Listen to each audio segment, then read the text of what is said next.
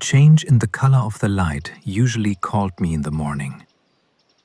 By a certain hour, the long, vertical chinks in our western gable, where the boards had shrunk and separated, flashed suddenly into my eyes as stripes of dazzling blue, at once so dark and splendid that I used to marvel how the qualities could be combined. At an earlier hour, the heavens in that quarter were still quietly colored, but the shoulder of the mountain which shuts in the canyon already glowed with sunlight in a wonderful compound of gold and rose and green. And this too would kindle, although more mildly and with rainbow tints, the fissures of our crazy gable. If I were sleeping heavily, it was the bold blue that struck me awake. If more lightly, then I would come to myself in that earlier and fairer light. One Sunday morning, about 5, the first brightness called me. I rose and turned to the east, not for my devotions, but for air. The night had been very still. The little private gale that blew every evening in our canyon, for 10 minutes or perhaps a quarter of an hour, had swiftly blown itself out. In the hours that followed, not a sigh of wind had shaken the treetops, and our barrack, for all its breaches, was less fresh that morning than of wont. But I had no sooner reached the window than I forgot all else in the sight that met my eyes, and I made but 2 bounds into my clothes and down the crazy plank to the platform. The sun was still concealed below the opposite hilltops, though it was shining already not 20 feet above my head on our own mountain slope. But the scene, beyond a few near features, was entirely changed. Napa Valley was gone. Gone were all the lower slopes and woody foothills of the range, and in their place, not 1,000 feet below me, rolled a great, level ocean. It was as though I had gone to bed the night before, safe in a nook of inland mountains, and had awakened in a bay upon the coast. I had seen these inundations from below. At Calistoga, I had risen and gone abroad in the early morning, coughing and sneezing, under fathoms on fathoms of grey sea vapor, like a cloudy sky. A dull sight for the artist and a painful experience for the invalid. But to sit aloft oneself in the pure air and under the unclouded dome of heaven, and thus look down on the submergence of the valley, was strangely different and even delightful to the eyes.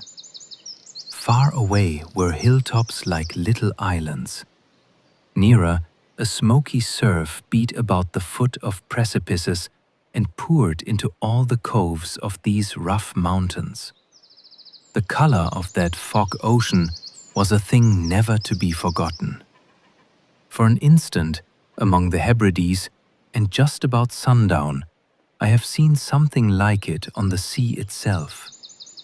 But the white was not so opaline, nor was there, what surprisingly increased the effect, that breathless crystal stillness over all. Even in its gentlest moods, the salt sea travails, moaning among the weeds or lisping on the sand. But that vast fog ocean lay in a trance of silence. Nor did the sweet air of the morning tremble with a sound. As I continued to sit upon the dam, I began to observe that this sea was not so level as at first sight it appeared to be. Away in the extreme south, a little hill of fog arose against the sky above the general surface, and as it had already caught the sun, it shone on the horizon like the topsails of some giant ship. There were huge waves, stationary as it seemed, like waves in a frozen sea. And yet, as I looked again, I was not sure but they were moving after all, with a slow and august advance. And while I was yet doubting, a promontory of the hills some 4 or 5 miles away, conspicuous by a bouquet of tall pines, was in a single instant overtaken and swallowed up. It reappeared in a little with its pines, but this time as an islet, and only to be swallowed up once more, and then for good. This set me looking nearer, and I saw that in every cove along the line of mountains, the fog was being piled in higher and higher, as though by some wind that was inaudible to me. I could trace its progress, one pine tree first growing hazy and then disappearing after another, although sometimes there was none of this forerunning haze, but the whole opaque white ocean gave a start and swallowed a piece of mountain at a gulp. It was to flee these poisonous fogs that I had left the seaboard and climbed so high among the mountains. And now, behold, here came the fog to besiege me in my chosen altitudes, and yet came so beautifully that my first thought was of welcome. The sun had now gotten much higher, and through all the gaps of the hills it cast long bars of gold across that white ocean. An eagle, or some other very great bird of the mountain, came wheeling over the nearer pines and hung, poised and something sideways, as if to look abroad on that unwonted desolation, spying perhaps with terror for the eyries of her comrades. Then, with a long cry, she disappeared again toward Lake County and the clearer air. At length, it seemed to me as if the flood were beginning to subside.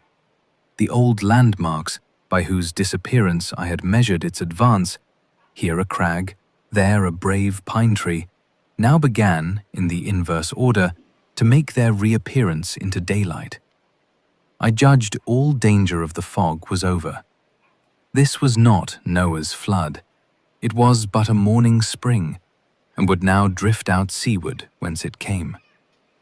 So, mightily relieved, and a good deal exhilarated by the sight, I went into the house to light the fire.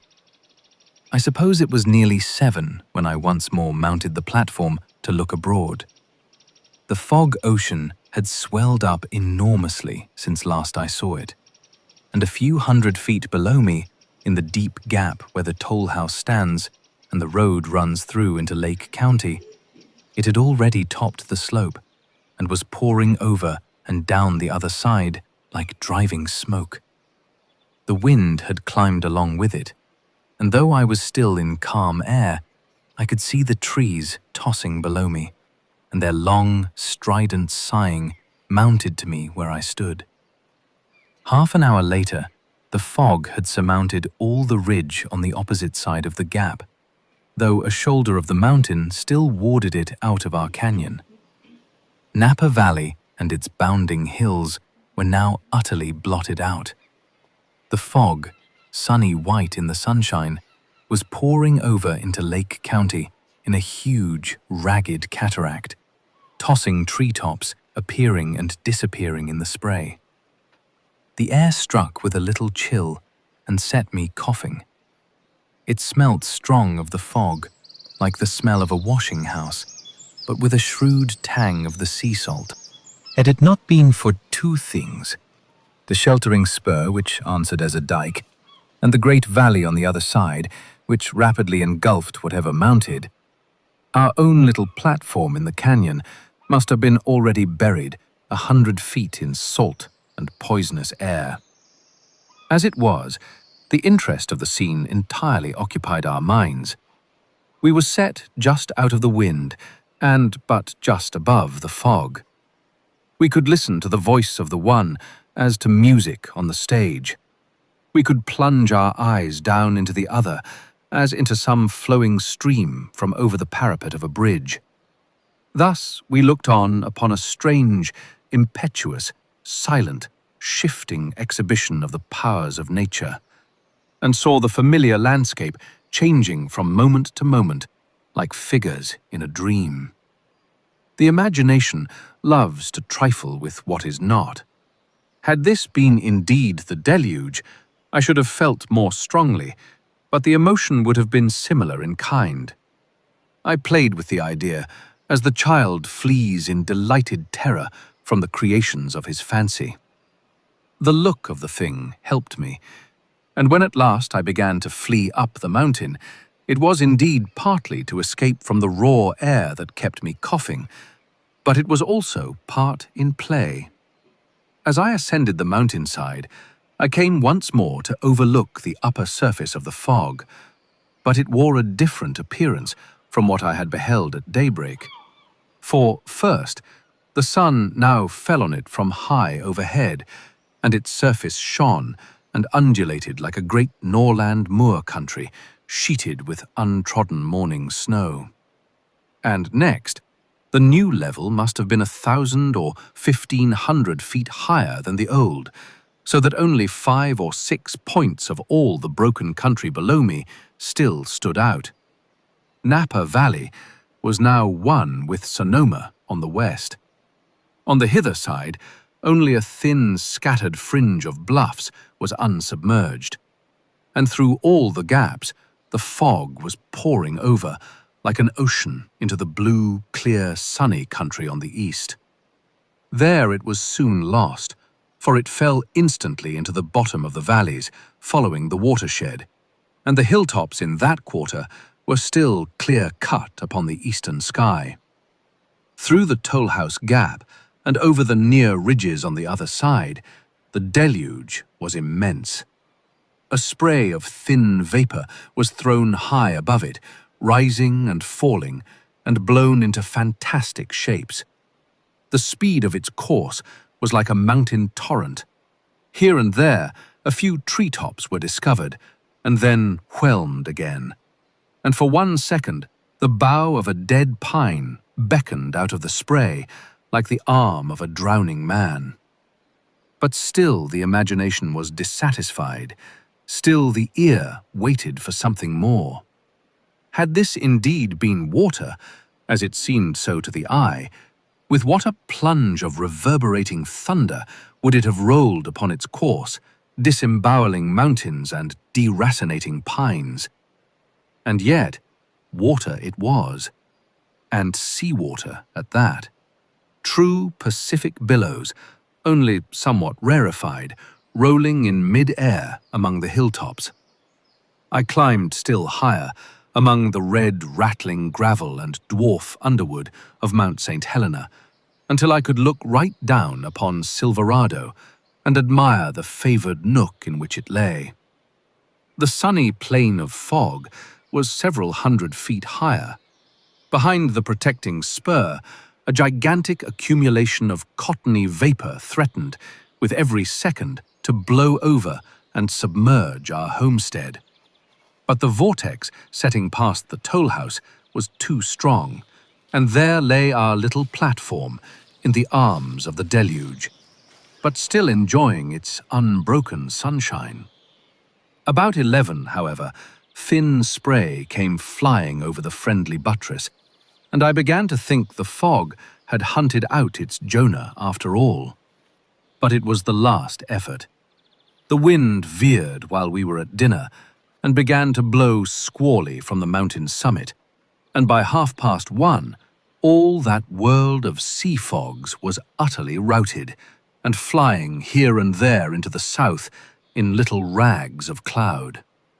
And instead of a lone sea beach, we found ourselves once more inhabiting a high mountainside, with the clear green country far below us, and the light smoke of Calistoga blowing in the air. This was the great Russian campaign for that season. Now and then, in the early morning, a little white lakelet of fog would be seen far down in Napa Valley, but the heights were not again assailed, nor was the surrounding world again shut off from Silverado.